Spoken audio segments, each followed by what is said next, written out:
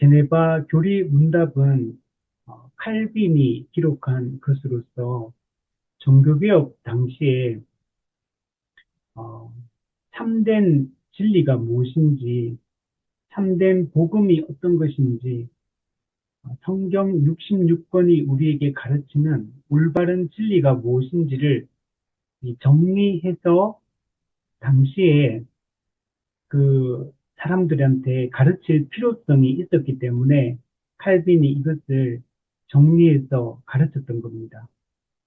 어, 중세 천년 동안 이 거짓 가르침에 사람들은 속고 있었기 때문에 그래서 거짓된 복음, 거짓된 교회에 속하여서 이렇게 살고 있었기 때문에 이 종교개혁가들은 성경을 번역하고 성경이 가르치는 진리가 무엇인지를 사람들에게 교육할 필요성을 많이 느끼게 됩니다.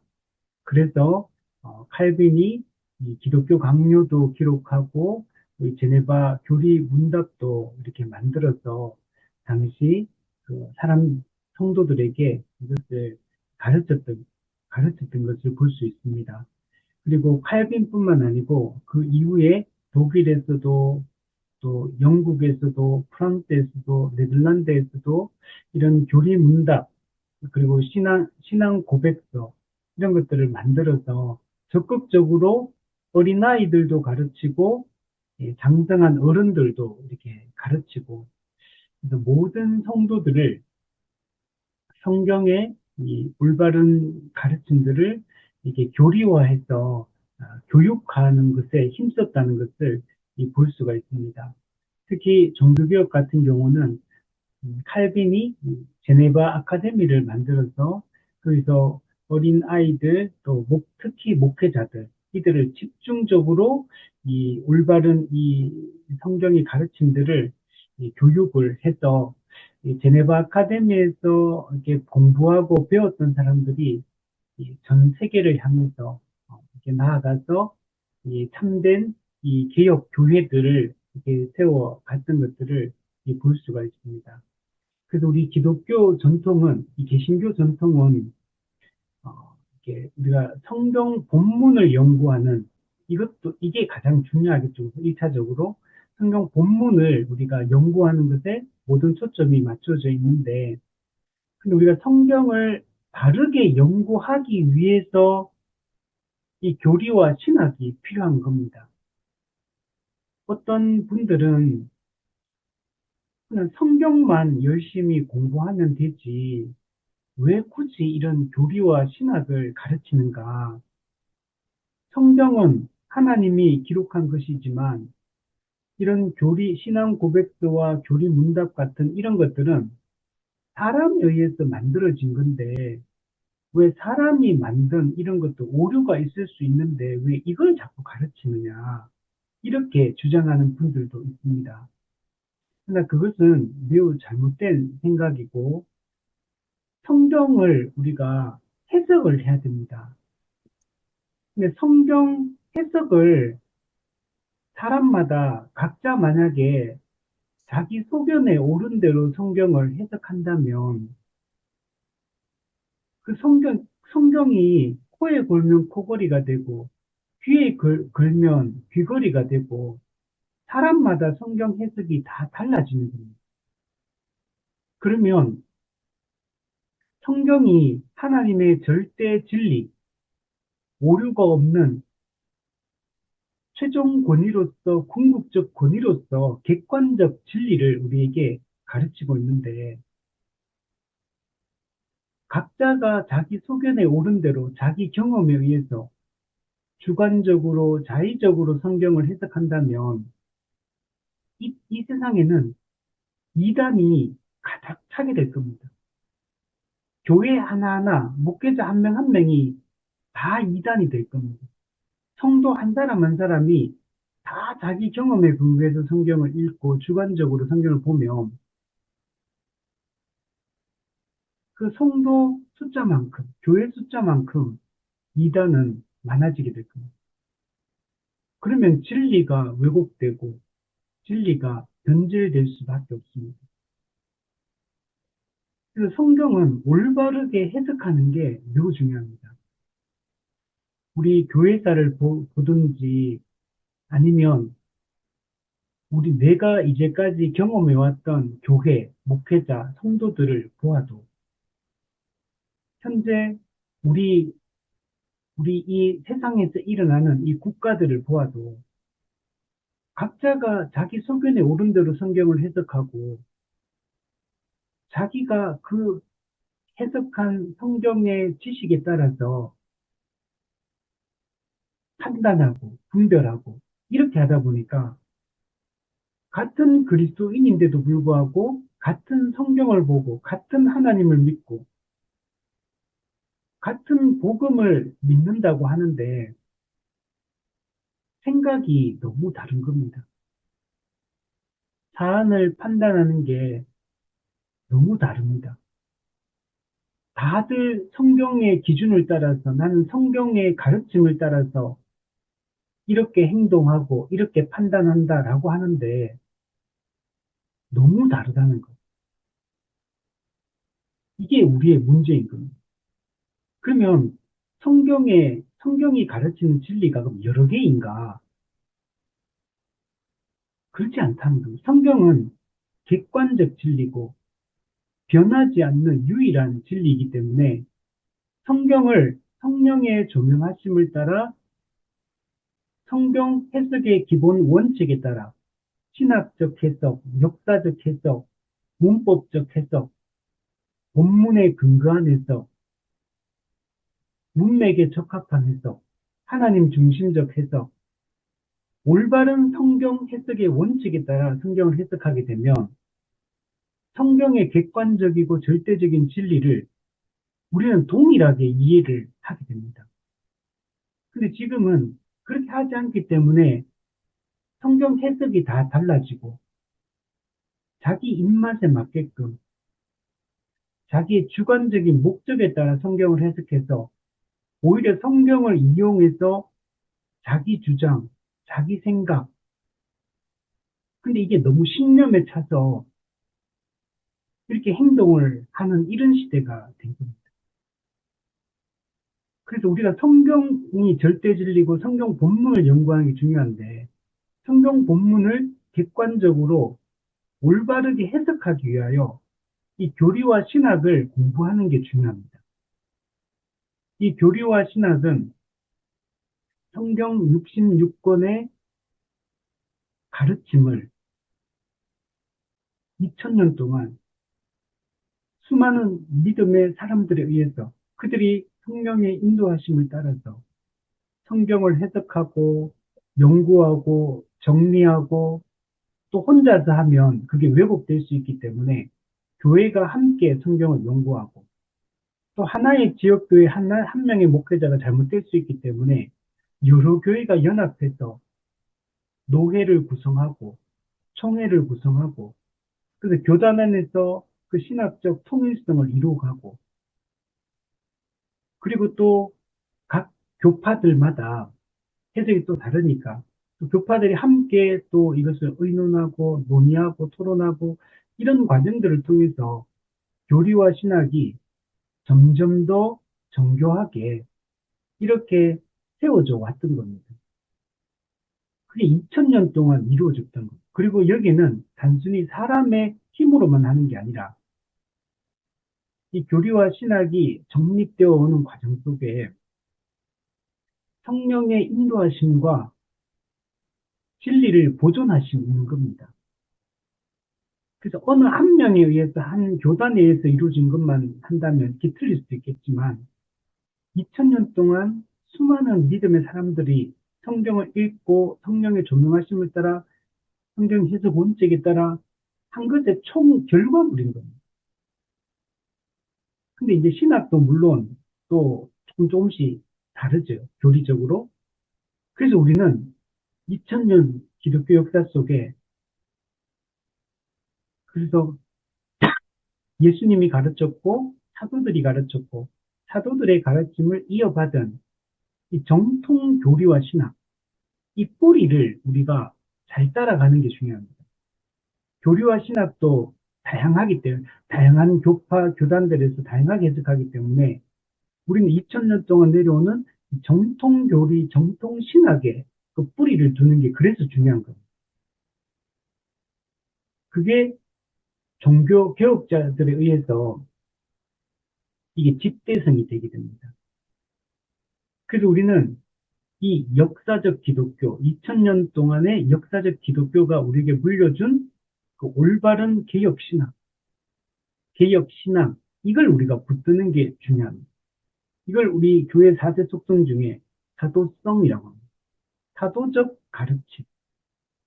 예수님께 직접 말씀을 듣고 배웠던 그 사도들이 가르쳤던 그게 성경에 기록되어 있기 때문에 그 사도적 복음, 사도적 가르침에 입각해서 성경을 이해하고 우리 믿음을 세워가는 게 중요합니다. 그리고 그 사도적 가르침에 근거해서 우리의 일상의 삶을 살아가고 그 사도적 가르침에 근거해서 우리가 모든 것을 판단하고 이게 우리한테 매우 중요한 겁니다. 그렇기 때문에 교회는 이 일을 하기 위하여 각 지교회에 이제 목회자들을 세워주시고 그리고 그 목회자들을 또 이게 점검을 해야 되거든요. 목회자 한 사람은 또 잘못될 수 있기 때문에 그래서 그 노회가 세워져서 노회가 각 교회, 각 목회자를 또 이렇게 살피고 왜곡된 걸 가르치지 않는지 이런 것들을 살펴서 또 잘못된 것들은 책망하고 고치게 하고 수정하게 하고 그리고 올바른 진리를 수호하고 진리를 보존하는 이 작업을 교회가 이때가 2000년 동안 해왔던 겁니다. 그래서 우리는 사도적 가르침, 종교개혁가들이 그것을 집대성하고 체계화했던 것들을 물려받아서 우리가 그 진리들을 붙들고 가야 되고 그것이 종교개혁, 정통주의 시대 때 이런 게 다 정리가 거의 다 된 겁니다. 물론 그 이후에도 신학의 발전은 계속됩니다.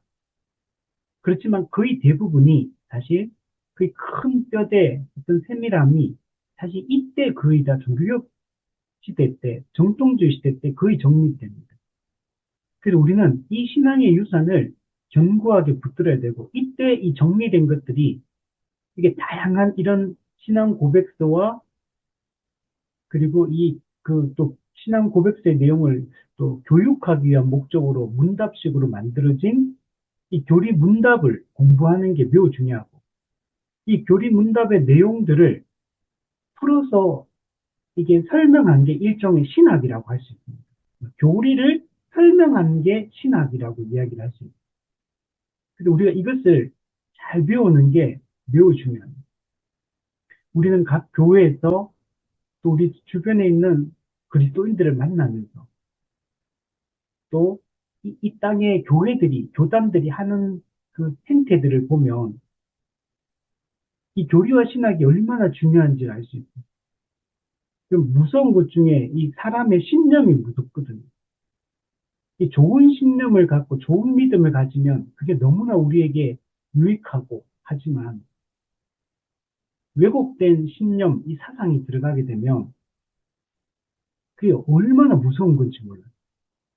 근데 그 중에 제일 무서운 게 뭐냐면 종교적 신념입니다. 사회적 신념, 정치적 신념, 이런 것들은, 경제적 신념, 이런 것도 물론 다 이제 신념이라는 게 왜곡되면 무서운 거지만 가장 강력한 게 종교적 신념입니다. 이게 왜곡된 종교적 신념을 갖게 되면 이거는 아무도 막을 수가 없어요. 너무나 이게 이 정당성을 부여하고 자기에게 이제 이 타당성을 주기 때문에 이게 무슨 짓을 할지 모르는 게 이게 역사 속에서 볼 수 있는 거거든요. 그래서 우리 교회가 이 교리와 신학을 제대로 가르치고 성도들이 제대로 올바른 교리와 신학으로 이렇게 준비되어지는 게 너무 중요합니다. 그래서 교회는 목회자가 너무 중요합니다. 목사도 사실 성도입니다. 일반 성도하고 똑같은 신분의 그냥 성도예요. 목사는 로마 카톨릭처럼 성직자와 평신도로 구분되는 게 아니에요. 그는 계급으로 로마 카톨릭은 그렇게 구분했지만 개신교는 그렇게 구분하지 않습니다. 목사도 그냥 성도입니다.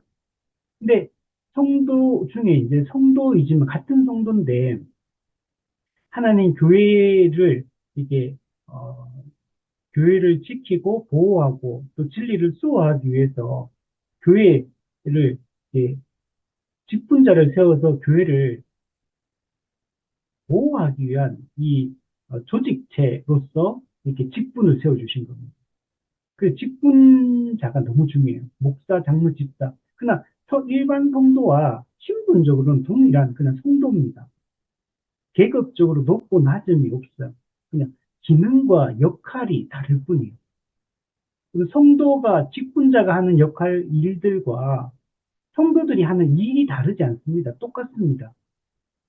똑같은 일을 하는데 직분자들은 권위를 가지고 그 일을 한다는 측면에서 다를 뿐이에요. 목사, 장로, 집사가 하는 일들은 성도들도 동일하게 하는 일들이. 근데 그게 권위를 가지고 하느냐, 권위 없이 하느냐, 이 차이점밖에 없어요.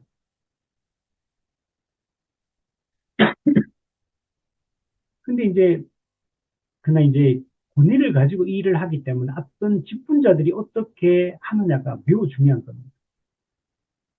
특히 목사는 공적으로 가르치고 성경을 해석하고 성경의 교리와 신학을 전하는 역할을 하기 때문에 역할적으로, 기능적으로 중요한 겁니다.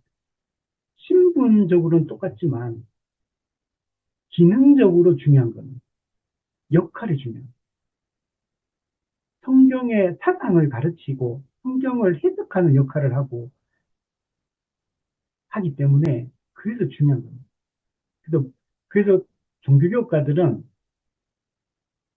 교회 타락의 그 중심으로 들어가 보면 목사의 타락입니다.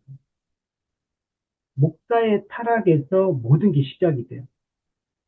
목사가 잘못된 교리와 신학을 갖게 되면 그게 설교를 통해 양육을 통해 성도들의 개인적 지도를 통해서 그게 다 펼쳐지는 겁니다. 그럼 성도들은 물론 성도도 각자 하나님 주신 이성을 따라서 판단하고 양심을 따라 행동하고 이렇게 다 하지만 지식이 중요하거든요. 올바른 성경에 대한 올바른 교리와 지식이 어떤 게 들어오냐에 따라 성도들의 그 지각이 세계관이 달라집니다. 사상이 달라집니다. 그래서 종교개혁에서 목사들이 정말 그 성경 연구, 교리와 신학을 공부하는 거, 그리고 그게 자기 혼자 쓰면 안 돼요. 그래서 칼빈도 그 제네바에서 사역할 때 오늘날 우리 시찰회가 있고 노회가 있고 총회가 있잖아요. 또 옛날에 우리 적는 대회라는 것도 중간에 하나 돼 있어요. 이런 걸 통해서 목사가 타락할 수 있고 목사가 교리와 신학을 벗어날 수 있기 때문에 이것들을 관리하고 점검하고 본질을 지키기 위한 이런 체계와 시스템을 다 갖춘 겁니다. 지금 오늘날도 우리가 이런 것들이 제대로 작동이 되면 각 교회 목회자, 각 교회가 어떤 게 교회가 사역이 이루어지고 어떤 말씀, 메시지가 선포되는지가 이게 점검이 돼야 돼요. 그래야지만 이단에 빠지지도 않고 그 교회가 목회자가 이단이 되지도 않습니다. 지금은 그런 게 제대로 이루어지지가 않아요. 또 이런 게 그 어떤 목회자가 어떤 그 이상한 이야기들을 하고 이상하게 교리와 신을 가르쳐 해도 그 통제를 잘 못해요. 뭐 약간은 하지만 제대로 하기 힘든 그런 상황입니다. 그래서 같이 교회에서 우선은 정말 올바른 교리와 신학을 목회자들은 가르치기를 힘쓰고 성도들은 그것을 배우기를 힘써서 정말 교회다운 교회가 되기 위해서 우리가 정말 노력해야 될 그런 시점. 교회는 유일하게 이 땅에서 진리를 가지고 있고 진리를 전하고 타락한 영혼을 구원할 수 있고 하나님의 나라를 현시해 줄 수 있는 유일한 존재입니다. 비록 이 땅의 지상교회가 불완전한 교회이고 연약한 있지만 그럼에도 불구하고 이 교회만이 유일한 소망이에요. 유일하게 진리를 가지고 있기 때문에 유일하게 진리를 전할 수 있는 유일한 기관입니다. 그래서 교회가 타락하게 되면 세상이 타락하게 돼요. 역사적으로 보면 항상 시대가 암울한 시대는 교회가 변질되기 때문에 그런 겁니다. 그리고 교회 변질의 중심에는 목회자의 타락입니다. 목회자가 딴 데 정신이 팔려 있습니다.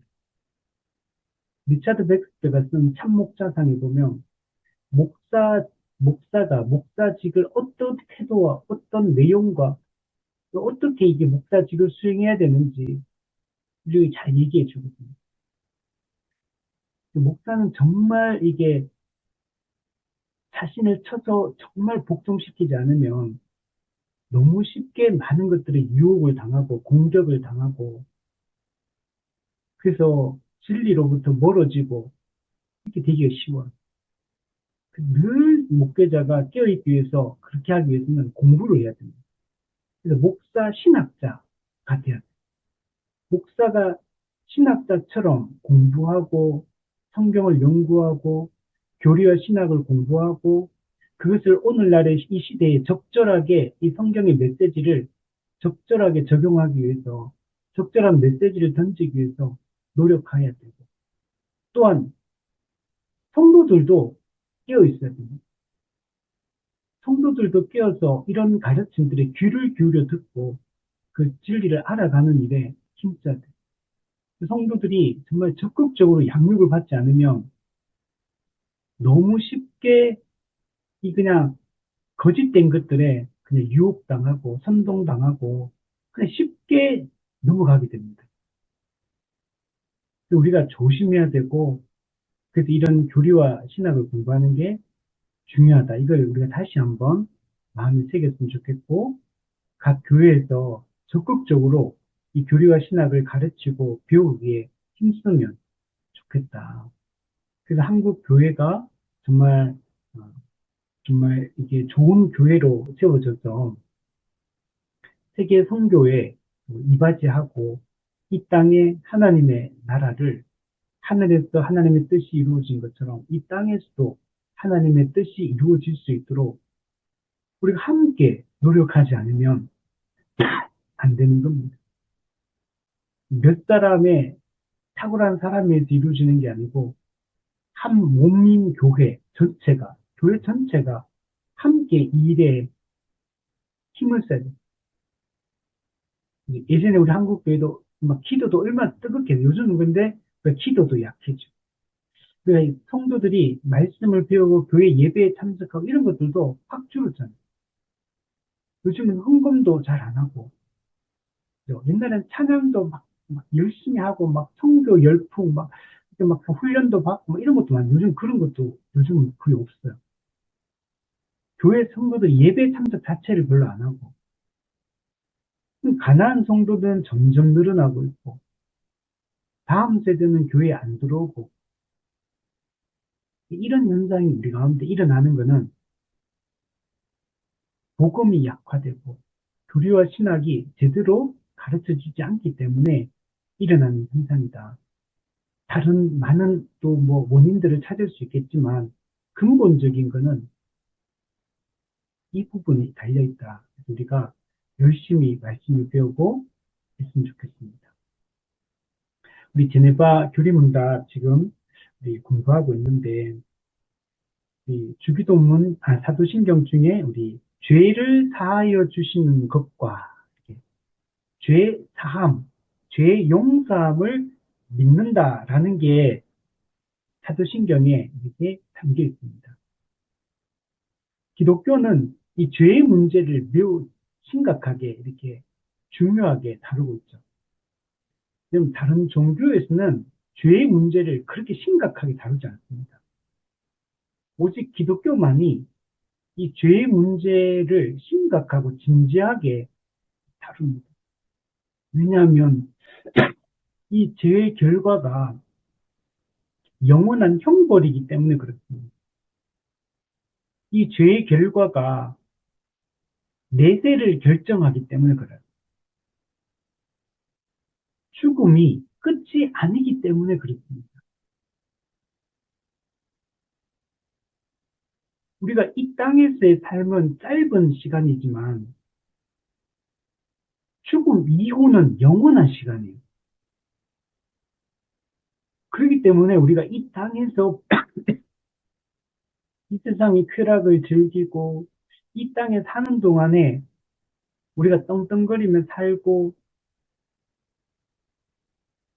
이런 게 중요한 게 아니고 이거는 그래봤자 짧은 시간이잖아요.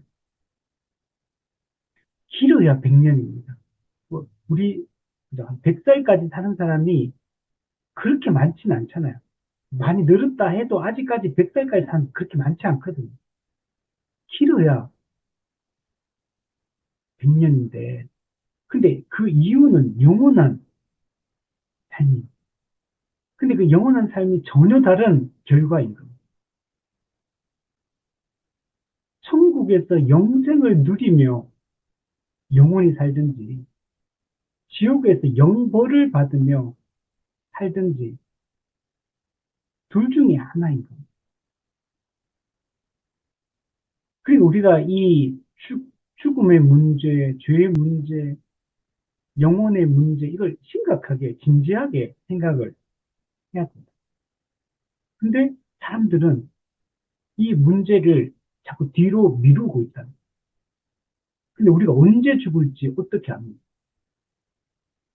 오늘 조금 전에 이 강의하기 한 20분 전에 저희 동역자 목사님이 페이스북에 올린 글을 봤는데 그 교회 성도 중에 젊은 남자 청년이에요. 이분은 이제 신대원을 졸업하고 전도사님으로 사역하다가 이제 그 교회에서 그냥 성도로서 그냥 평생을 살고 싶다. 그래서 살고 결혼도 아직 안 한 청년인데 하나님의 부르심을 받아서 이게 천국에 갔다고 오늘 아침에 올렸더라고요.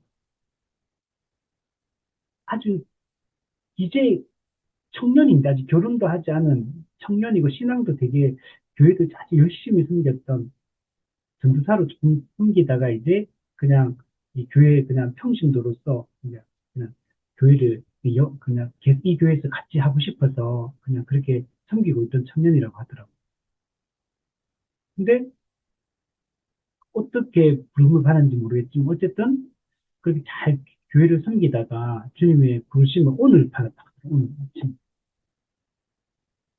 누가 알겠습니까? 그 젊은 청년이 오늘 그죠? 육체적 죽음에 이르리라고 누가 알겠습니까? 물론 이 친구는 신앙생활 잘하다가 하나님 부르심을 받았으니까 지금 그리스도와 함께 영원한 안식을 누리게 되겠지만 만약에 우리가 이 땅에서 그렇지 않다면 우리는 심각하게 이 문제를 고민해야 됩니다. 그래서 우리가 예수 안에 있으면 죄의 사함을 받지만 예수 안에 있지 않으면 영원한 죄의 결과인 죽음에 이르게 된다는 것, 영원한 형벌에 이르게 된다는 것을 깊이 생각해야 되고, 그러나 우리는 이 예수 믿고 구원받았으니까, 죄의 사함을 받았으니까, 우리 성도들은 이 죄의 사함의 확신을 가지고 살아가는 게 중요합니다. 죄의 용서함에 대한 확신, 그리스도 안에서 나의 모든 죄가 해결되었다는 이 확신을 가지고 살아가는 것이 중요합니다. 우리 대기문에 보시면 용서라는 말을 우리가 어떻게 이해합니까? 네, 죄 용서. 네. 이것은 하나님께서 당신의 은혜로운 자비하심으로써 당신의 성도들의 죄를 용서해 주시고 또한 없애 주신다는 뜻입니다. 우리 103문의 질문을 보면 우리 자신의 공로나 노력을 통해서는 하나님께 용서를 얻을 수 없다는 것입니까? 그렇습니다.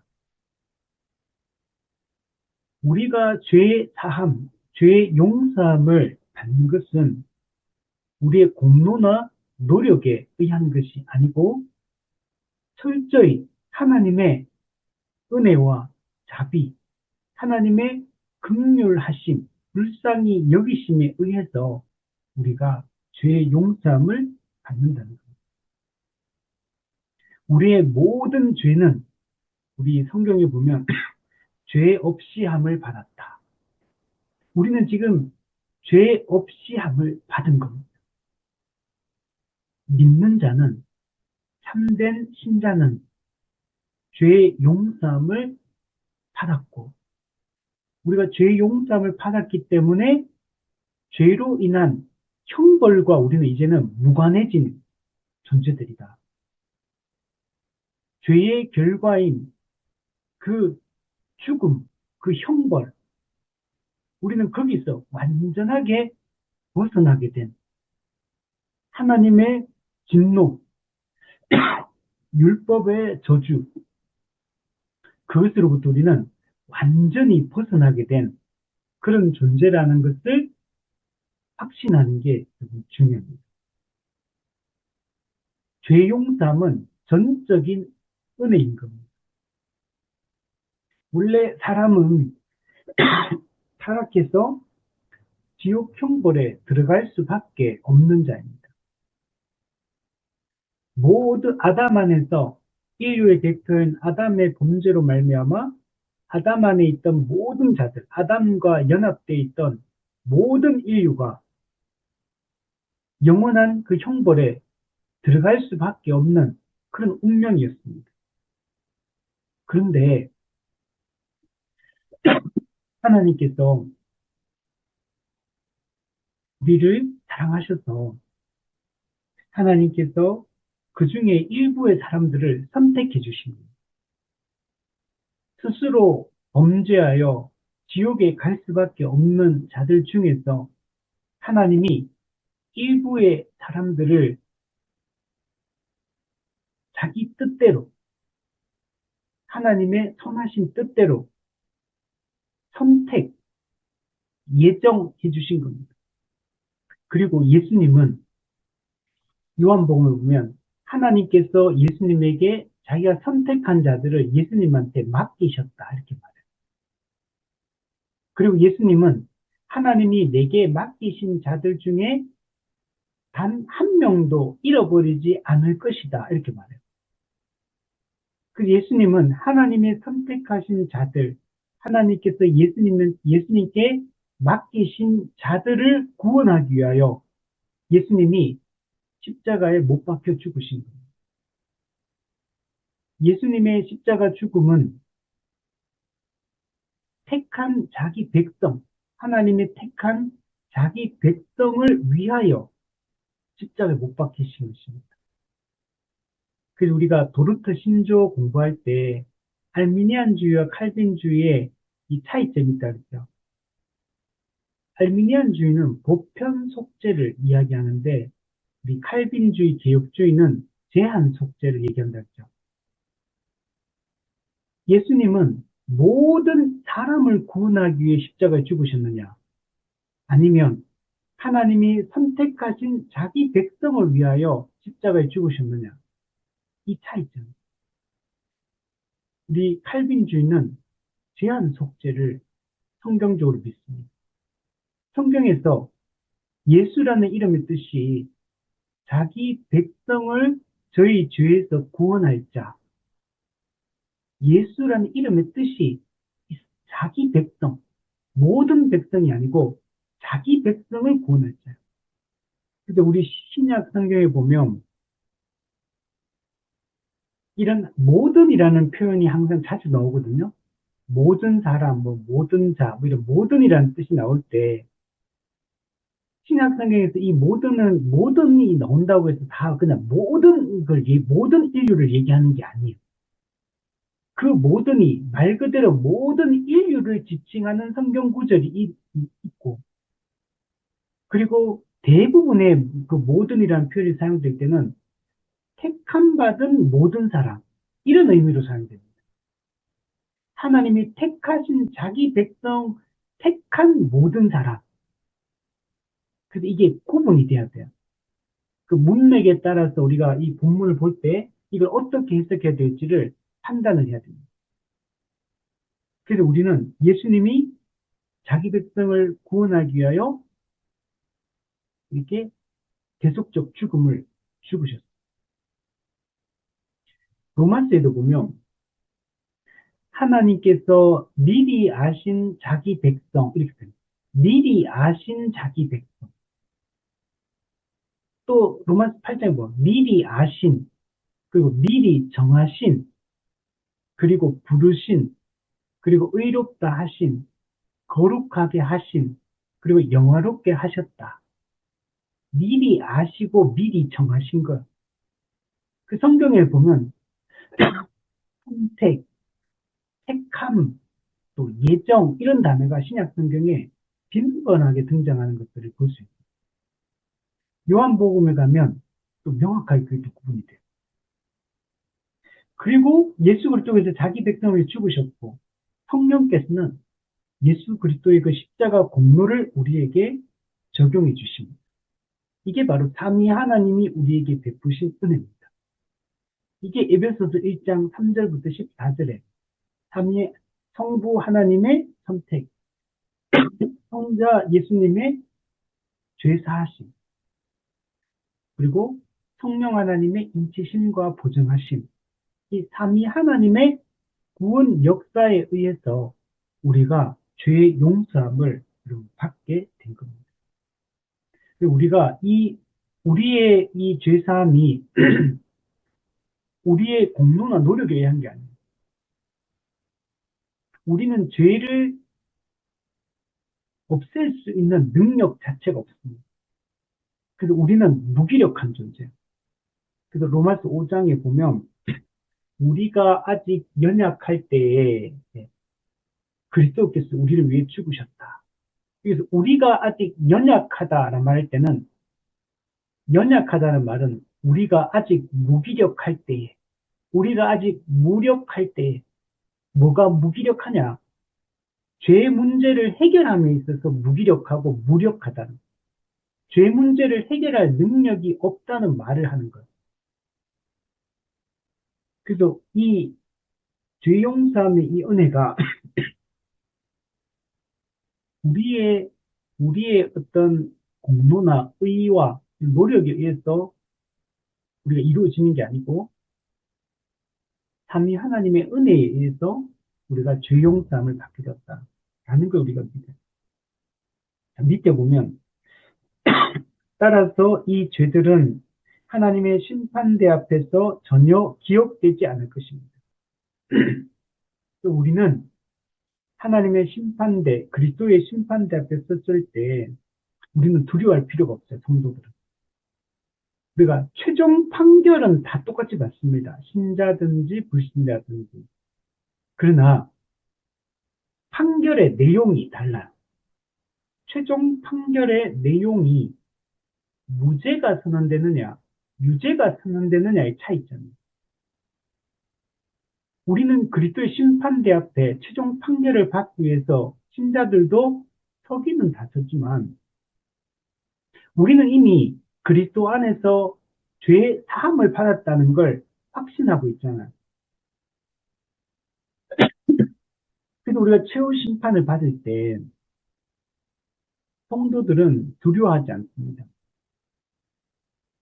우리가 재판장 앞에 서는 게 두려운 거잖아요. 이 세상에서도 내가 죄를 안 지었으면 재판장 앞에 서는 게 안 무섭겠지만 내가 죄를 지었다면 재판장 앞에 서는 게 무서워요. 우리가 죄를 지으면 경찰을 만나기만 해도 무서워요. 만약 우리가 죄를 지어서 검사 앞에 선다면 얼마나 무섭겠어요. 우리가 죄를 지어서 판사 앞에 선다면 얼마나 무섭겠어요. 그 우리가 죄를 짓지 않았다면 경찰도 검사도 판사도 안 무섭다는 거. 우리는 그리스도의 심판대 앞에서 성도는 두려워하지 않는 겁니다. 왜냐하면 그리스도께서 우리 대신 대속적 죽음, 형벌 대속적 죽음을 죽으심으로 죄 값을 이미 지불하셨기 때문에 그렇습니다.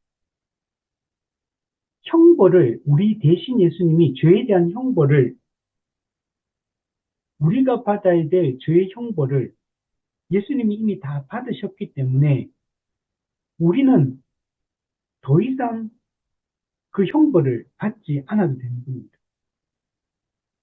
즉, 로마 8장의 표현은 율법의 요구가 이미 이루어진 겁니다. 율법은 죄를 지었을 때 그 죄에 대한 대가를 지불할 것을 요구하거든요. 죄 값을 치루어서 형벌을 받을 걸 요구하는데 그 율법의 요구가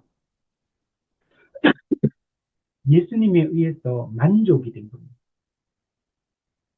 다르게 얘기한다면 그 율법의 요구는 공의의 요구입니다. 공의를 만족시킬 걸 요구하거든요. 근데 예수 그리스도가 그것을 공의를 만족시킨 겁니다. 어떻게? 대속을 통해서. 그래서 대속을 통한 만족. 그래서 대속교리, 만족교리. 대속을 통해 만족이 이루어졌기 때문에 우리는 죄의 용서함의 확신을 가지고 그리스도의 심판대 앞에 서기 때문에 그 심판대 앞에서 우리는 두려움이 없는 거예요. 그러나 불신자들은 요한계시록 보면 산드라 바이야 하나님과 어린 양의 진노에서 우리를 가려달라, 우리를 덮어달라 이렇게 외치게 될 거다. 그리스도의 심판대 앞에 서는 게 너무나 공포스러운 겁니다. 너무나 두려운 거. 지금 제일 두려운 게 죄인이 하나님 앞에 서는 게 거룩하고 의로우신 하나님 앞에 재판장이신 하나님 앞에 서는 게 가장 두려운 일이에요. 옛날에 우리 일본 순사가 무서웠다. 옛날 어린아이들 울 때 일본 순사 온다 이러면은 애가 울음을 뚝 그쳤다 이런 얘기가 책에 보니까 있더라고요. 그만큼 일본 순사가 옛날에 무서웠다 이렇게 얘기해요. 우리는 누가 무섭습니까? 이 세상에서도 무서운 존재들이 있잖아요. 만나면 무서운 존재들. 그런 거 만났을 때 호랑이 우리 길 가다가 호랑이 만나도 엄청 무서웠거든요. 공포가 느껴지겠죠. 근데 가장 무서운 공포는 죄인이 거룩하신 하나님 앞에 서는 게 가장 무서운 공포입니다. 신자들은 그 공포가 없는 거예요. 불신자들은 그 공포를 직접 직면해야 됩니다. 그리고 그 재판장이신 하나님 앞에 로마서에 보면 우리의 모든 죄를 짓고 해야 됩니다. 그게 차이점이에요. 근데 신자들은 그런 게 없어요. 히브리서 10장 17절에 보면 그들의 죄와 불법을 내가 다시 기억하지 아니하리라. 우리 아사셀 염소 레위기 16장에 나오는 아사셀 대속죄일에 두 마리의 염소를 준비해서 한 마리의 염소는 완전히 죽이고 한 마리의 염소는 제사장이 안수 기도를 하고 광야로 내보냅니다. 광야 한복판에 가서 죽게 됩니다. 이거는 뭘 보이냐? 시편 103편에 보면 동이 서에서 먼 것 같이 하나님이 우리의 죄가를 멀리 옮기셨다. 즉 무슨 말이냐면 예수 그리스도의 완전한 죽음을 통해 어떤 일이 일어나느냐? 예수님의 죽음의 결과가 뭐냐? 우리의 죄가 동이 서에서 먼 것 같이 동쪽과 서쪽은 만날 수가 없어. 정반대로 나아가니까. 동과 서는 만날 수 없거든요. 예수 안에, 우리 예수 믿으면 우리의 죄가 완전히, 죄로부터 우리는 완전히 멀어져 버리는 거예요. 우리의 죄가 완전히 없어지는 거예요. 그래서 하나님께서 내가 다시는 너희 죄를 기억하지 않겠다. 너희 불법, 하나님의 법을 어긴 그 죄를 내가 기억하지 않겠다. 이렇게 말씀해 주겁니다. 그리고 하나님께서는 이 죄들 때문에 자신의 성도들을 벌하시지 않을 것입니다. 우리 히브리서 보면 황소와 염소의 피가 너희 죄를 없이 하지 못할 것이다. 그러나 그리스도는 죄를 위하여, 우리의 죄를 위하여 한 영원한 제사를 드리시고 단번에, 예? 영원한 제사를 드리시고 우리의 모든 죄의 문제를 해결하셨다. 이렇게 말합니다. 그래서 히브리서 10장 10절 우리가 거룩함을 얻었다. 즉 거룩함을 얻었다니 우리가 죄의 용서함을 받고 우리가 거룩한 존재가 되었다. 라고 얘기를 하는 겁니다. 이걸 베드로전서 2장에서는 신이 나무에 달려 그 몸으로 우리 죄를 담당하셨다. 우리 죄를 담당하셨다. 로마 3장에서는 그리스도께서 우리를 위하여 화목 제물이 되셨다. 그래서 우리는 이제 형벌로서의 죽음은 없어진 겁니다. 우리는 단지 천국 입성의 관문으로서의 죽음만 우리에게는 있는 겁니다. 그래서 신자는 죽음을 두려워하지 않는 존재가 됩니다. 신자는 이 땅에서의 고통스러운 삶에서 이제는 천국의 영광스러운 삶으로 어떻게 보면 이사 가는 날이 우리 육체적 죽음인 겁니다. 신자한테는. 우리가 이 땅에서도 막 지하 단칸방에서 막 곰팡이 썰고 막 물이 새고 찬바람이 숭숭 들어오고 그런 집에서 살던 사람이 열심히 일을 해서 아파트를 분양받아가지고 겨울에도 조그만 보일러를 피워도 그냥 반팔 입고 살아도 안 추운 이런 집으로 이사 갈 때 얼마나 기쁘겠습니까? 우리 하이델베르 교리문답에서는 육체적 죽음이 우리에게는 신자에게는 죄 짓는 것을 그치고 천국에 입성하는 것이다. 그 천국은 어떤 곳이냐? 우리가 좋아하는 존재들만 다 있는 거야. 우리가 같이 있기 싫은 사람들이 있으면 얼마나 불편하고 힘들고 괴로워요. 그 천국에는 삼위 하나님이 계시고 천군 천사들, 선한 천사들, 그 모든 구원받은 신구약의 하나님의 백성들 서로 사랑하고 서로 섬기고 서로 나누고 서로 돌보고 하는 성도들만 있는 겁니다. 그곳에서 우리가 그 마음이 얼마나 편하고 얼마나 기쁘고 그 죽음도 없고 애통함도 없고 슬픔도 없고 외로움도 없고 죽는 것도 없고 이런 곳을 우리가 이사 가는 날이 성도의 육체적 죽음이다. 그 제가 오늘 아까 전에 그 했던 우리 동육자 목사님 교회 청년 그쭉 써놨는 거 보니까 참 신앙생활을 열심히 했구나 이런 생각이 들면서 근데 저는 청년이 이제 일찍 또 부름을 받았으니까 또 안타깝죠. 인간적으로는 안타깝고 슬픈 일이고 근데 저는 이제 그 글을 읽으면서 무슨 생각이 드냐면 이분이 청년이 주님이 이 땅에서 주신 소명을 다하고 가는 거라는 생각이 들더라고요. 그냥 만약에 그냥 대충대충 살았던 청년이고 뭐 신앙을 똑바로 안 했다면 너무나 염려가 되겠지만, 그 목사님이 참 이게 귀하게 이렇게 여겼던 그런 청년이었구나. 그런 느낌이 그래서 느껴지더라고요.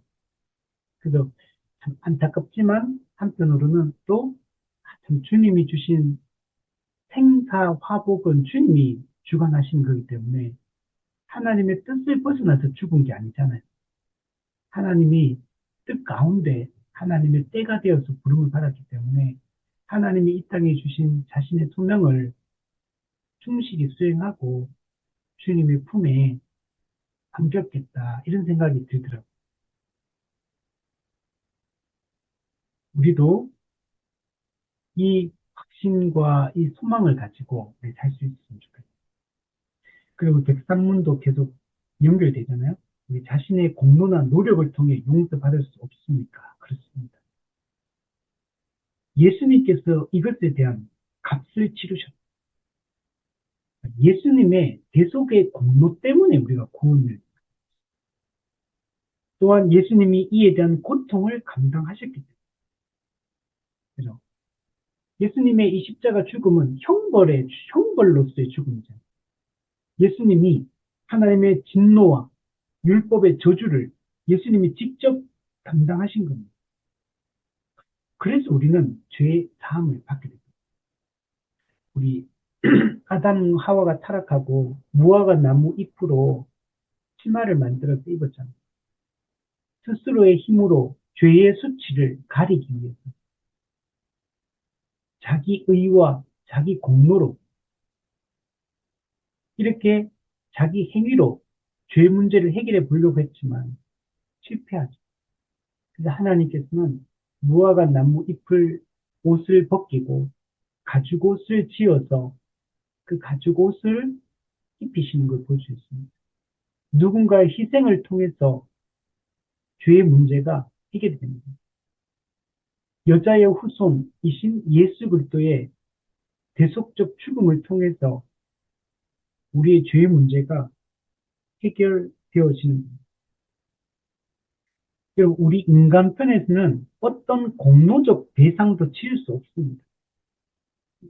공로적 배상은 우리가 죄에 대한 형벌을 우리가 직접 받는 걸 얘기합니다. 우리가 만약 나의 죄에 대한 형벌을 직접 받으면 그냥 다 지옥인 겁니다.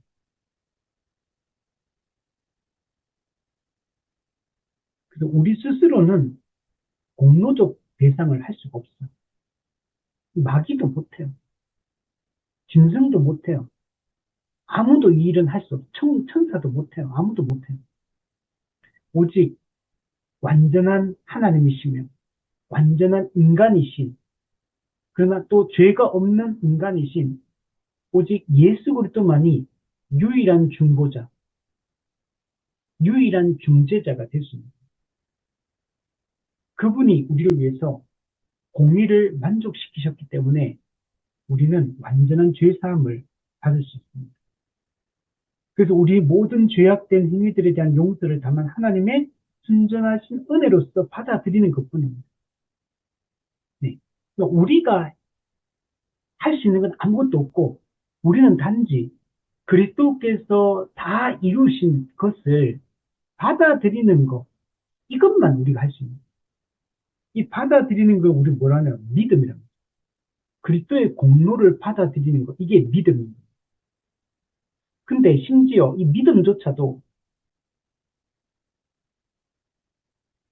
우리가 할 수 있는 게 아니에요. 그리스도의 공로를 받아들이는 하나님이 마련하신 선물을 손을 내밀어 받아들일 때 손을 내미는 게 믿음인데 선물은 하나님이 준비하신 거고 그 선물을 손을 내밀어 받아들이는 게 우리가 한 일인데 이게 믿음인데 근데 손을 내밀어 하나님이 준비하신 선물을 받아들인 이 행위조차도 우리가 할 수가 없는 겁니다. 손을 내밀지 않은 사람들.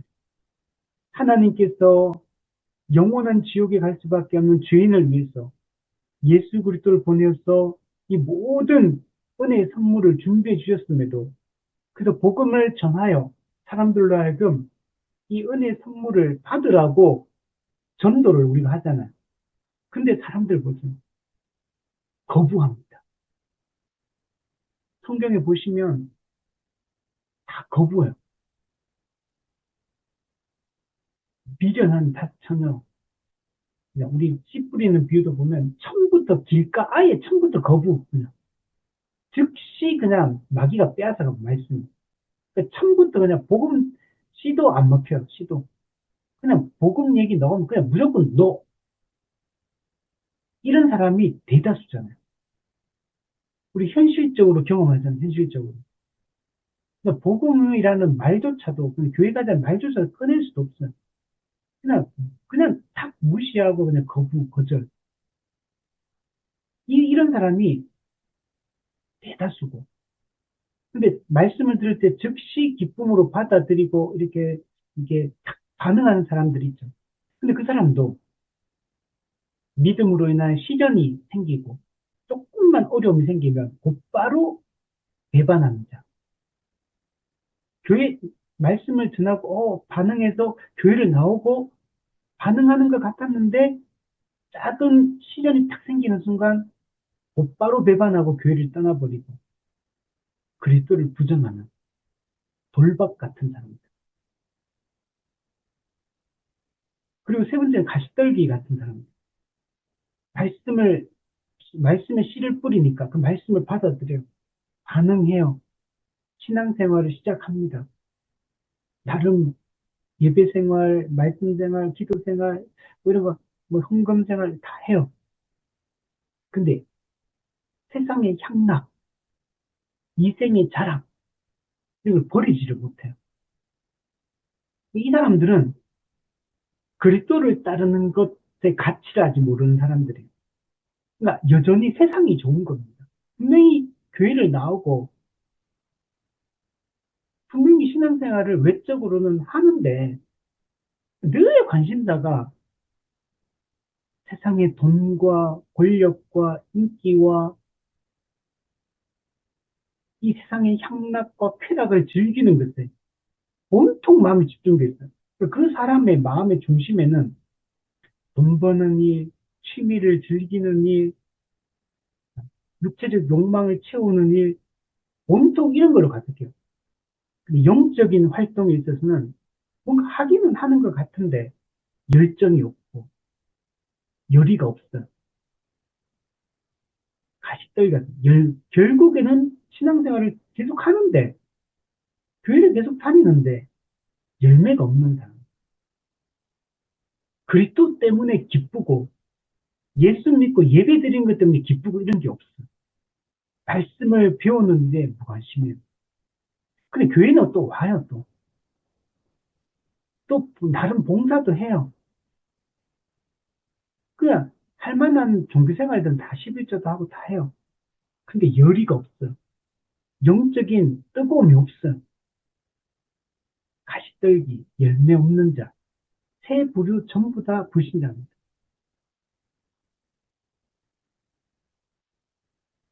이걸 우리가 생각을 해요.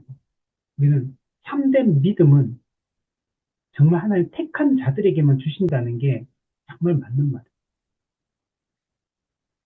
만약에 우리가 이게 믿어진다면 우리는 택함 받은 그리스도를 따르는 것이 내 인생의 중요한 가치가 되어 있다면 우리는 연약함에도 불구하고 택함 받은 그리스도인임을 확신해요. 그래서 우리 웨스트민스터 신앙 고백서 14장에 보면 믿음의 은혜는 택한 자들로 하여금 그들의 영혼 구원에 이르도록 믿게 해주는 것이다. 성령께서 믿게 해주는 거예요. 누구에게? 하나님께서 택한 자들에게. 그러니까 우리가 믿는 것이다가 아니고 성령께서 하나님의 택한 자들에게 믿게 해주는 것이다. 이렇게 표현해요. 우리 벨직 신앙 고백서, 우리 지난번에 공부했던 벨직 신앙 고백서 이렇게 돼 있어요. 우리는 성령께서 우리로 하여금 이 위대한 신비에 대한 참된 지식을 얻게 하기 위하여 우리 마음속에 참된 믿음을 일으켜 주셨음을 믿습니다. 네. 성령께서 이 복음을 그리스도를 통한 이 구원의 은혜를 믿을 수 있도록 그러니까 참된 믿음을 일으켜 주셨다. 그러니까 우리가 일으킨 게 아니고 성령께서 일으켜 주셨기 때문입니다. 저도 이렇게 신앙생활이 이제 한 해 한 해 이렇게 하면서 느끼는 게 또 제 자신을 보고 또 우리 성도들을 보고 또 우리 주변에 우리 그리스도인으로 우리 알고 있는 많은 사람들 있잖아요. 또 다른 교회 목회자들 통해 다른 교회 성도들의 얘기도 또 많이 듣고 이렇게 하면서 저는 정말 와, 진짜 구원은 은혜구나. 하나님이 정말 택한 사람이 있구나. 하나님이 우리에게 우리를 정말 진짜 긍휼히 여겨주셔서 우리에게 이 구원의 은혜를 주신 게 맞구나. 저는 이게 너무 이게 확신되어지고 그래서 진짜 감사하다는 생각이 들어요. 한 사람이 복음을 받아들이고 믿고 정말 회심하고 거듭나서 그 사람이 진짜 그 말씀의 은혜에 감격해서 누구보다도 하나님을 뜨겁게 사랑하며 예배하고 주님을 찾으며 살아가는 사람들을 만나기가 너무 어렵잖아요. 이런 한 사람이, 이런 잃어버린 한 영혼이 주께로 돌아와서 이렇게 하는 걸 우리가 보기가 너무 어려워. 모르겠어요. 제가 이제 작은 개척 교회에 있어서 그런 건지, 큰 교회에서는 이런 일이 자주 일어나는지 저는 모르겠지만, 한 사람이 복음을 듣고 그 지각이 변화되어지고, 그의 추구하는 삶의 그 사상이 바뀌어서 그것이 사고방식과 생활방식에 그게 나타나기 시작하고,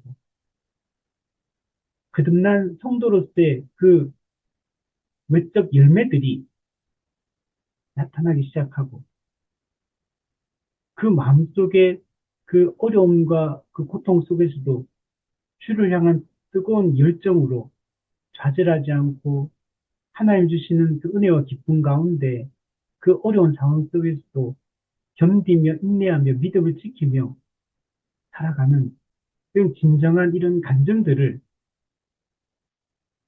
잘 듣기 어려워.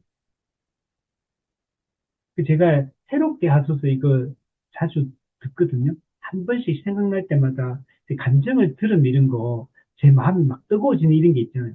내가 막 약간 처지고 영적으로 이러면 그 새롭게 하시는 감정 들어보면 막 이게 위로가 되고 은혜가 되고 막 용기가 되고 용기를 얻고 이런 게 있거든요.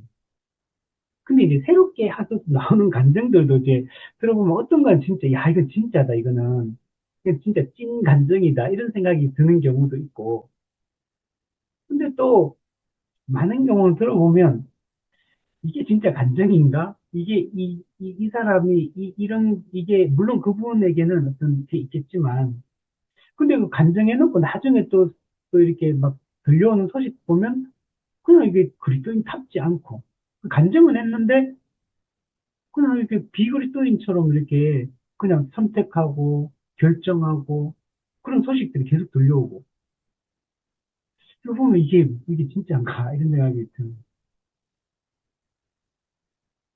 그 우리가 이런 사람들을 만나기가 너무 어려운 거예요.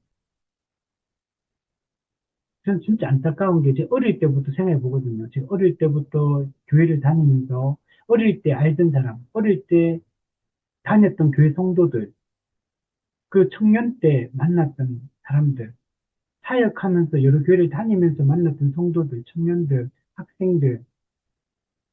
제가 지금 올해 나이가 52살이거든요. 52살인데, 이렇게 52살 살면서 만났던 수많은 그리스도인들을 보면서 지금, 지금 현재 제 어떤 기준, 어떤 잣대에 비춰볼 때, 이 사람 진짜 그리스도인이다. 라고 생각되는 분들도 많이 있어요. 정말 이분은 진짜 주님을 진짜 뜨겁게 진심으로 사랑하는 순수하게 사랑하는 성도구나 라고 생각되는 사람들도 많이 있어요. 그래서 정말 그 신앙을 생각하면 진짜, 와, 나도 열심히 신앙생활 바르게 해야겠다. 이런 생각이 드는 분들도 많은 반면에, 근데 예전에 어릴 때부터 쭉 이게 훑어보면 옛날 신앙생활 하던 사람이 교회를 떠난 사람이 훨씬 많거든요. 끝까지 믿음을 지키며 끝까지 순수하게 신앙을 지키고 이렇게 살았던 사람들에 대한 이런 사람들도 물론 많지만 또 그 반면에 믿음을 잃어버리고 교회를 떠난 특히 제가 부교육자 때 사역하면서 만났던 학생, 청년, 또 어른들 중에서도 들려오는 소식들이 있잖아요. 우리가 뭐 알잖아요. 우리가 뭐 많이 듣게 되니까 교회를 떠났다는 얘기. 옛날에 그렇게 열정적으로 하던 청년들, 교사들, 뭐 그분들 지금은 거의 불신자와 방불하게 그냥 교회도 안 나간 사람도 많고 교회를 나가는데 겨우 그냥 주일 예배 겨우 뭐 억지로 지키고 있다는 이런 이야기들. 근데 옛날에 알고 있던 분들 중에 지금 막 하나님 은혜를 받아가지고 사람이 정말 열정적으로 사람이 변하고 은혜에 감격해서 막 믿음이 좋아지고 이런 얘기는 별로 없고 그냥 다 그냥 겨우 그 연명하듯이 이런 정도가 많은 거죠.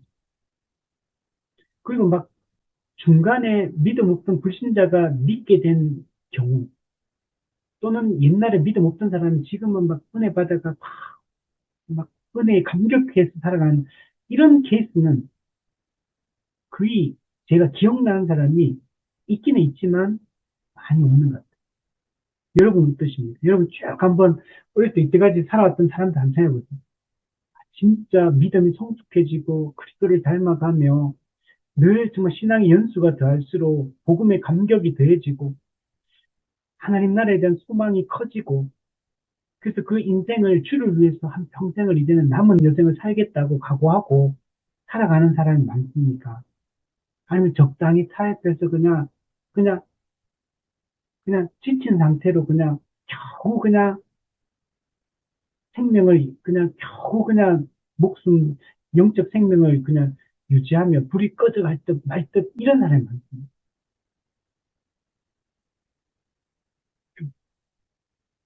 정말 우리가 믿음은 진짜 은혜고 구원은 진짜 은혜고 그리고 우리가 구원 은혜로 받았다 하더라도 우리가 죄성이 있기 때문에 이미와 아직 사이에 살고 있기 때문에 아직 우리는 타락한 세상의 악한 구조 속에 살고 있기 때문에 악한 문화 속에서 마귀가 끊임없이 우리를 미혹하려고 하는 이 시대 속에 이 하나님 나라와 사탄의 나라 공존하는 이 세대와 오는 세대가 중첩되어 있는 이런 시기를 살고 있기 때문에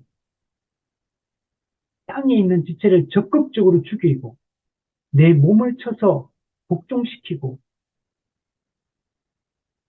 위의 것을 찾고 구하고 은혜 방편을 날마다 부지런히 사용해서 우리가 나아가지 않으면 거듭난 성도라 할지라도 매우 무기력하게 이 세상을 살 수 있다는 것. 우리가 계속 이렇게 말씀을 듣고 설교를 듣고 양육을 받고 성경을 읽고 기도하고 모이기를 힘쓰고 이런 게 우리에게 너무 중요한. 또 우리 헌금 생활을 통해서 모든 것이 하나님의 것임을 정말 고백하는 게 없으면 안 됩니다. 요즘은 옛날에는 우리가 너무 교회에 막 살아서 문제였다 했잖아요. 수요 예배, 금요 예배, 뭐 구역 권찰 모임, 뭐 구역 모임, 뭐 새벽 기도회. 그러니까 막 너무 교회 가니까 문제니까 한동안 그런 게 진짜 신앙생활이 아니다 그러고 그냥 진짜 살면서 똑바로 살고 거룩하게 사는 게 중요하지 그러면서 그러니까 한국 교회가 점점 교회를 모이질 않아요. 안 모여. 겨우 주 예배만 드려도 잘 드리는 거고 오후 예배까지 드리면 잘하는 거고 수요예배까지 나오면 진짜 잘하는 거고, 새벽기도 나오면 진짜 그죠? 잘하는 사람들이고, 이렇게 돼버린 거죠. 근데 저는, 저도 이제 옛날엔 그런 말들 막 하고 했었는데, 점점 갈수록 드는 생각이, 바쁜 시대이기 때문에, 할 일이 더 많기 때문에, 오히려 성경의 히브리서 말씀처럼 모이기를 피하는 사람들의 습관과 하지 말고, 우리가 마지막 때가 가까이 왔기 때문에, 오히려 지금은 진짜 모이기를 힘쓰고, 성도의 교제를 더 돈독히 하고, 말씀을 더 가까이 하고, 기도를 더 많이 하고, 더 필요한 시대다. 더 해야 되는 시대다. 이걸 강조해야 될 것 같아요. 물론 이게 형식주의에 빠지면 안 되겠지만, 이게 율법주의처럼 하면 안 되겠지만, 아니, 지금은 그냥 율법주의라도 그냥 더 하자고 해야 될 것 같아요. 너무 이렇게 막 그냥 의무로 얽매이는 거 아니냐 해도, 아예 말씀을 들을 기회가 없고, 기도할 기회도 없고, 예배 드리는 것도 성도의 교제도 하지 않는, 안 하는 분위기로 자꾸 하니까. 요즘은 그냥 인터넷 예배 드리면 되고, 뭐, 딴 교회 가서 예배 드리면 되고, 뭐, 다 이렇게 하는 시대니까. 더더욱 더 이런 걸 오히려 율법주의적이라도 강조해야 되지 않을까라는 생각이 들 정도로 지금은 약화된 거예요. 그래서 우리가 정말 하나님의 은혜로 우리가 구원받은 하나님의 백성임을 확신하고 그 구원의 감격 속에서 은혜의 방편을 부지런히 사용해서 우리가 정말 달려가고 죄와 싸우되 피 흘리기까지 싸우며 자기 몸을 쳐서 복종시키고 땅에 있는 지체를 죽이며 진리가 무엇인지 그리스도인다운 그리스도인의 삶의 원리가 무엇인지를 정말 고민하며 이 세상에서 살아가면 좋겠다 이런 생각이 듭니다. 우리 104문에 보면 왜 이 조항이 교회에 관한 조항 다음에 고백되어지고 있습니까?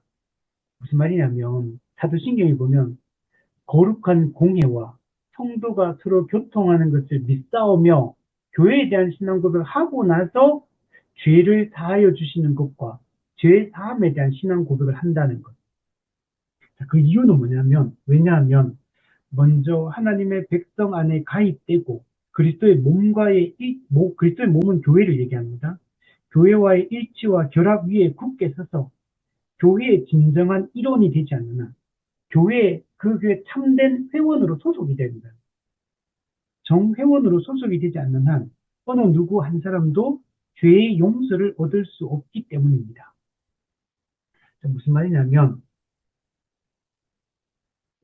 참된 교회로 세례를 통해서 참된 교회 회원이 되어서 참된 교회로 살아가는 사람이 아니라면 그 사람은 죄 사함 받은 사람이 아니라는 거예요. 죄 사함 받았다라고 말해놓고 교회에 소속되지도 않고 교회로서 교회적 삶을 교회다운 삶을 살지도 않는다면 그 사람이 죄 용서함을 받았다는 증거가 없다는 거예요. 그 사람이 정말 죄 용서함 받고 구원받은 사람이란 증거가 없다는 거예요. 물론 이건 교회에 세례받고 교회에 어떤 지역교회에 속하여서 교회 생활해도 가짜들도 많습니다. 왜냐하면 세례에 타락해가지고 세례를 함부로 주니까 거듭나지도 않은 사람은 세례 주고 교회 막 직분을 세우고 막 교회 막 오래 다니고 하니까 그래서 그런 사람이 교회 많아요. 근데 이거는 이 세대와 지금 우리 이미와 아직 사이에 있기 때문에 이걸 100% 이걸 건절하지는 못해요, 사실은. 그러나 교회가 초대 교회는 여러분 알렌 크라이머 같은 책에 보면 초대 교회는 세례를 줄 때 3년에서 5년이 걸렸습니다. 그 어떤 사람이 교회가 어디 있는지도 몰라요. 세례받기 전에 교회 못 왔기 때문에 핍박받는 세대에는 알려지면 잡혀가기 때문에 막 숨어 다니고 자기가 그리스도인인 걸 초대교회 성도를 보면 그걸 막 숨겨야 되는 상황이 있었거든요. 그래서 교회가 어디 있는지도 몰라. 예배 참석 아무나 못해요. 세례 받고 들어오는 거예요. 왜냐면 그때 핍박받는 시대였기 때문에. 그 한 사람이 어떻게 연결되고 복음을 배우고 그리고 이 사람이 회심하고 참된 회심인지 그 증거를 살피고 외적, 내적 증거를 살피고 그리고 이 사람이 교회가 지역교회에서 공적으로 이 사람이 참된 믿음을 거듭났다는 걸 확신될 때 물세례, 의식으로서의 세례를 통해서 이 사람이 정말 성령 받은 사람이라는 걸 확정하고 지역교회에 속하여서 한 몸으로, 한 가족으로 살아가는 이게 3년에서 5년이 걸려요, 초대교회. 그만큼 이게 다르게 가르치고, 다르게 확인하고, 다르게 함께 정말 그리고 교회가 되었을 때는 교회답게 살기 위해서 함께 한 가족처럼 이렇게 힘썼던 것들을 볼 수 있습니다. 그 우리가 이 의식으로서의 세례와 그 지역교회에 들어오는 지역교회에 이제 소속이 되어지는 이 과정이 매우 중요하고 이 과정을 통해 들어온 사람이 진짜 거듭났다고 교회가 확인한 사람들. 그 사람이 진짜 참된 믿음을 가진 자요. 그리스도와 연합한 자요. 죄 용서함과 의롭다함을 받은 자인 겁니다. 만약 이 과정을 통해 교회 안에 들어오지 않았다면 그 사람은 죄 용서함을 받았다는 걸 우리가 기본적으로 믿기 어렵다는 거예요. 물론 아까도 얘기했지만 이미 아직 사이에 있기 때문에 세례를 안 받고 교회에 지역교회 아직 속하지 않았다고 해서 그다음 회심하지 않고 그렇다는 건 아니에요. 그렇지 아직 그게 세례를 받기 이전에 이미 거듭났는 사람들도 있어요. 낳고 확인하고 세례를 주는 거기 때문에. 그리고 어떤 사람은 대충 줘가지고 그 세례 다 받고 교회에 들어왔지만 아직 거듭 안 난 사람이 있는 거고. 그래서 최대한 우리는 이 갭을 줄여야 되는 거예요. 그렇게 하려면 교회가 초대교회처럼 시간이 필요한 겁니다. 충분히 가르치고, 충분히 그 지식을 확인하고, 그 지식에 따라 삶을 거룩하게 살아가는지, 거룩의 열매가, 거듭남의 열매가 있는지 확인하고, 그것도 뭐 한 사람이 하는 게 아니에요. 그 교회 세원 전체가 그걸 확인하는 겁니다. 그래서 예를 들면 교회가 이렇게 해야 돼요. 어떤 사람이 새로운 사람이 왔어요. 말씀을 가르치고 이렇게 쭉 지켜봤어요. 그리고 이 사람 세례 줄지 안 줄지를 결정할 때 교회가 세례 교육과 세례 문답이라는 과정을 통해 당회가 7위회가 그걸 하잖아요. 그 말은 7위회 장로와 목사만 그 일을 한다는 말이 그건 최종적으로 그걸 확인하는 과정이고 그 교회 모든 정회원 세례 교인들이 그 사람을 가장 가까이서 볼 수 있는 사람들이잖아요. 평상시 어떻게 살고, 어떻게 믿고, 어떻게 행동하고, 어떻게 가정에 사는지, 직장생활 어떻게 하는지 제일 가까이서 아는 사람은 성도들이거든요. 그 모든 전요원이 그 확인해야 돼. 그래서 만약에 그 교회 회원들이, 이 사람은 아무리 봐도 아직 이 사람은 세례 줄 때가 아닌 것 같습니다 하면, 목사 장로는 그 의견들을 충분히 듣고, 최종적으로 결정을 해야 되는 거예요. 그래야지만 정말 올바른 세례를 줄 수 있는 겁니다. 그냥 몇 사람을 위해서 그냥 이 사람 그래 뚝뚝뚝뚝뚝 주는 이런 세례를 하면 교회가 타락하게 됩니다. 우리 대고문에 보면 그러면 교회 밖에는 단지 저주와 죽음만 있다는 말입니까? 분명히 그렇습니다. 성도들의 공동체로부터 분리하여 따로 분파를 만드는 자들은 그들의 분열 상태에 있는 한 결코 구원을 바랄 수 없습니다. 요거는 이제 앞에 문답하고 연결되는 거예요. 참된 믿음으로 그리스도와 연합하고 성령 받은 사람들은 의식으로서의 교회 물세례를 통해서 그걸 확인받고 교회로 이제 회원으로 받아들여지게 되는 거예요. 근데 이런 과정을 거치지 않고 여전히 교회 회원이 교회 밖에 있다는 말은 교회 회원이 아니라는 얘기예요. 아직 교회로부터 공적인 이런 검정 절차를 따라서 아직 이 사람의 믿음을 확정하지 않은 사람. 이 사람이 교회 안 나온다. 교회 안에 나오는 사람일 수도 있어요. 그러나 아직 교회 회원이 안 됐어요. 이 사람들 아직 교회 소속된 사람들이 아니라면 이 사람들은 아직까지 우리가 죽음과 저주에 아직 여전히 그 불신의 상태에 있다라고 우리가 기본 생각을 해야 돼요. 물론 아까 얘기했죠. 이미 아직 속에서 세례 안 받았어도 이미 거듭난 사람이 있습니다. 그래서 우리가 그걸 부정하자는 말이 아니라, 그러나 기본 우리의 생각은 교회가 이런 정당한 이런 과정을, 절차를 통해서 이거 확인하기 전까지는 이 사람은 아직 불신자라고 생각해야 돼요. 그리고 아직 여전히 그 죄의 그 형벌 가운데 아직 놓여 있는 자라고 기본 생각을 해야 됩니다. 그리고 이들에게 말씀을 가르치고 확인하는 이 과정들을 좀 거쳐야 됩니다. 자, 그래서 정리해 보면 사도신경에 우리 하나님에 대한 신앙 고백, 예수님에 대한 신앙 고백, 성령님에 대한 신앙 고백, 그리고 교회에 대한 신앙 고백을 했어요. 그리고 이 교회의 상태에 대한 신앙 고백을 하잖아요. 이제 죄 사함에 대한 신앙 고백. 그리고 우리는 이 사도신경에서 죄 용서함에 대한 신앙 고백을 우리가 확실하게 알아야 돼요. 어떻게 죄 사함이 뭔지, 어떻게 죄 사함이 이루어지게 되었는지, 우리는 우리가 죄 사함을 그 은혜에 대해서 우리가 올바른 지식을 가지고 이것을 확신하는 거. 이게 너무 중요하다. 그래서 우리가 사도신경 신앙 고백할 때 이 죄 용서함에 대한 확신을 분명히 가지고 신앙 고백을 해야 됩니다. 이걸 고백할 때는 이 죄사함이 어떻게 이루어지게 되었는지, 그리고 나는 정말 그것을 어떻게 정말 믿고 있는지, 이런 것들을 정말 참되게 믿고 있는지를 점검을 해야 됩니다. 우리가 죄 용서하는 확신이 있다면 우리가 장차 영원한 영광에 들어갈 걸 우리 의심하면 안 돼요. 우리는 이미 죄 문제가 다 해결되었고 형벌로부터 벗어났고 그때 심판대 앞에서 우리는 담대하게 나아갈 수 있으며 영원한 천국에 들어가게 될 거라는 걸 확신하며 그 천국 소망을 가지고 이 땅을 우리는 살아가는 자여야만 되는 겁니다.